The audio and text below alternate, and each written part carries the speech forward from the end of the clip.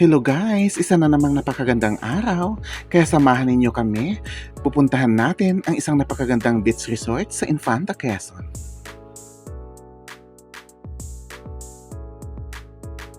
Dahil almost 2 weeks nga na wala kaming biyahe, kaya ayun sobrang init na ng lola mo.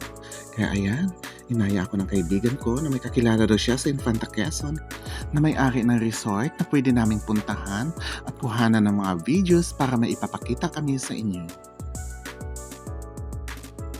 Actually guys, pangalawang punta na namin ito dahil ang una naming punta ay wala akong nakukuhang mga videos dahil sa napakadaming mga tao. Oh my God, nasa Manuka na pala kami dito sa may Marilaki Highway. Ilang beses ko na nadaanan ang lugar na ito, ngunit hindi ako nagsasawa sa kagandahan ng kapaligiran. At nadaanan na nga namin ang Sampaloc Tanay, kaya ang susunod naming titigilan ay ang Santa Maria, Laguna. At ayan, nandito na kami sa may Santa Maria, Laguna. Bumaba muna kami sandali para magkape ang aking kasama dahil inaantok na daw siya. At hindi talaga nakakasawa ang lugar na ito, kuhanan ng mga videos dahil sa totoo lang napakaganda lalo ngayon dahil umuulan-ulan na at nagiging berde na ang mga dahon ng mga puno. At nag-struggle nga ang pagkuha ko ng videos dyan dahil nga dumaan kami sa rough road at muntik na kaming sumiplang.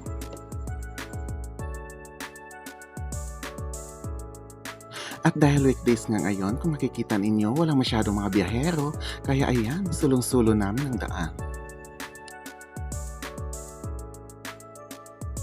At ayan guys, nasa parting Infanta na tayo at napakalamig talaga ng klema.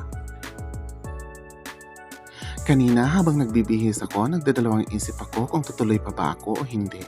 Dahil sa totoo lang, hindi ko maintindihan ang aking sarili kung bakit sobrang lungkot ang aking nararamdaman. At dahil napag-usapan na nga namin ito, so kailangan na rin namin talagang ituloy. At dahil baka wala na kaming oras sa mga sunod pang araw. At sana guys, makasama pa namin kayo sa mga sunod pa naming mga biyahe. At napakaganda talaga ng tanawin kapag ganitong oras tayo dadaan dito. At ang mga nakikita natin dito ay parang mga nasa poster lang natin nakikita. At ayan guys, tumigil muna tayo sandali dahil mula dito ay matatanaw natin ang napakasikat na Agus River ng Infanta at makapag-yosi break na rin ang aking kasama.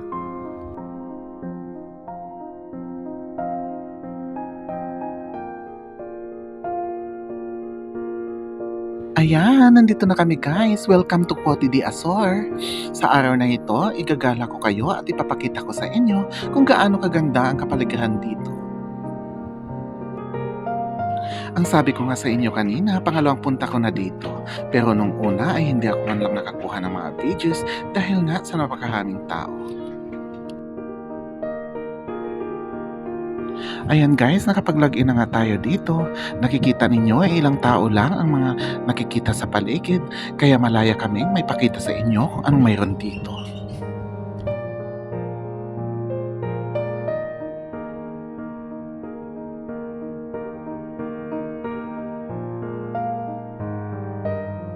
Paglakad lang natin ng konti ay bubungad sa atin ang kanilang napakalinaw at napakalawak na swimming pool.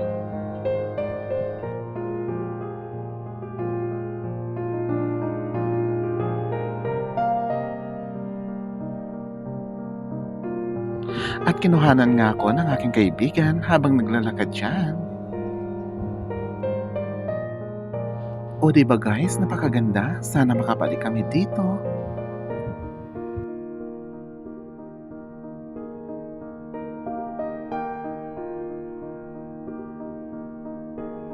At pagkatapos nga natin makuhanan ng mga video clips ng paligid, ayan, tutungo naman tayo sa likurang bahagi nitong resort.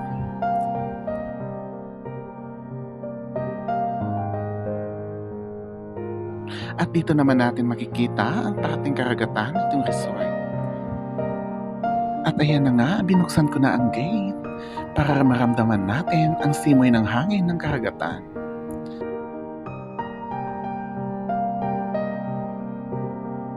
At ayan, para lang akong batang naglalakad dyan sa buhanginan. At kahit may pinagdadaanan tayo sa araw na iyon, kailangan pa rin nating maging masaya para hindi tayo makahawa sa iba.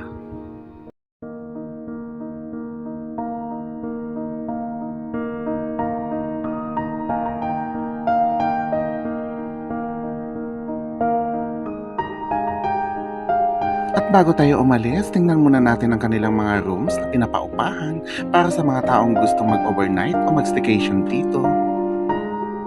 At ito na nga ang unang pinakita ni ate, ang kanilang family rooms na may 3 bed na nagkakahalaga ng 7,000 pesos overnight.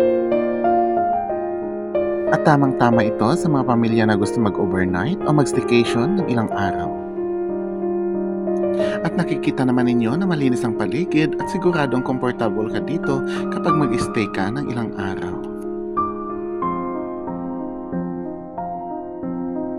At ito naman ang kanilang couples room na nagkakahalaga ng 3,500 pesos kasama na ang kanilang entrance.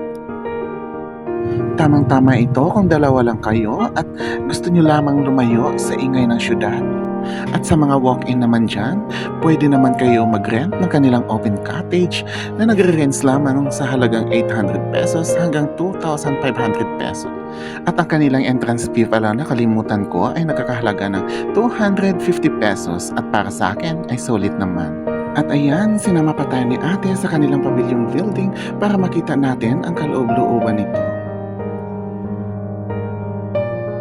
At sa mga gusto naman mag-party kagaya lamang ng wedding at ng dibo ay maaari ninyo itong rentahan dahil napakalaki naman ng kanilang bulwagan sa loob.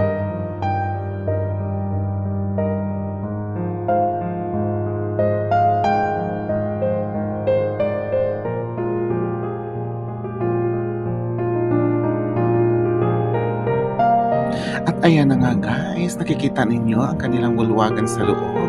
At thank you so much pala ate dahil sa iyong accommodation na binigay sa amin at sa iyong oras. Maraming salamat. At may 2 table nga pala sila ng bilyaran dito sa labas para sa mga mahilig maglaro nito kagaya ng kasama ko. At ayan guys, sana natuwa kayo sa inyong mga nakita. At hanggang dito na lang po kami. Maraming salamat sa inyong panunood. Magandang araw.